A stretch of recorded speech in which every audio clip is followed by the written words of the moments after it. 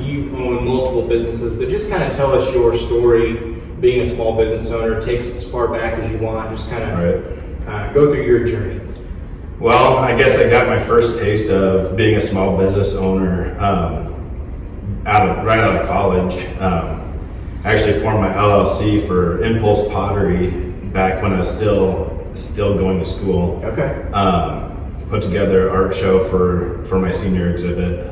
Sold about every piece I had in there. I said, wow, maybe I can do this. Yeah. And so I took that to Omaha and went downtown, or the old market area, studio artist down there, and really got that feel for what it meant to be a small business owner. But I was also young and, had the options to go do other things and enjoy life sometimes, to the extent where I shouldn't have. Yep. But, looking back on it, they're all lessons learned, and they're important to get me to the point I am today. Yep. So I did it for a year, and I learned a lot about, financial obligations and, how do you utilize your time. Sure. But decided to join the workforce, after a year of doing, weekend shows and getting into galleries and, just living the life of a studio artist, basically. And I decided I wanted to get back to it eventually. That was the one thing I took probably the most out of it was, I love this lifestyle. I want to do it. I want to be my own boss. But how am I going to do it and do it in a way that can support my family? Sure.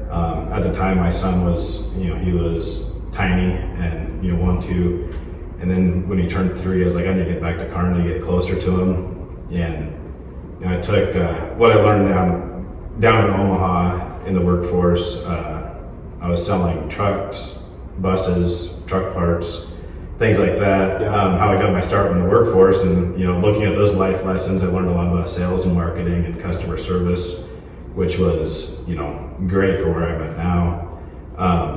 Moved back here in 2011 and started drilling wells, working in the well drilling industry out of Lexington, and loved it.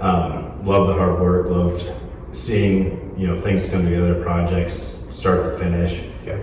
I grew up with around construction as well, and was kind of looking at what you just created or what you just put in the ground or whatnot, and saying, hey, I did that. That sense of accomplishment was, that's great. But I worked in the well drilling industry for a couple of years and learned a lot about hard work, physical, mental toughness, and we're putting in average. A slow week was 60 hours. We're working 80 hours weeks. That's work, man. Nights. In this type of weather too. When I was drilling wells in negative 26-degree temperatures and outside working in it.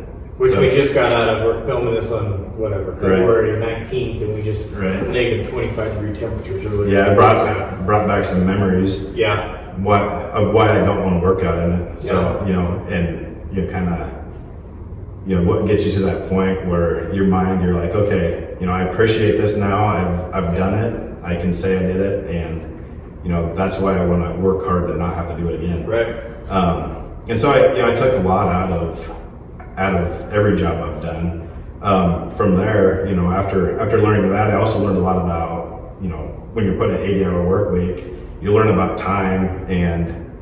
You don't understand it until you don't have any to give back to yourself or your family. Sure. And so when that sets in, and it's time to move on and open up that next chapter of life, I guess. And with me, it was coming back to Kearney. I got a job at John Deere working parts counter, and really, that opened up a lot of time for me, a lot of free time, because now I was working a 50-hour work week instead of a 80-hour work week. Sure. And it's amazing what you can, all the things you can accomplish in an extra 30 hours. Sure. And just, the quality of life.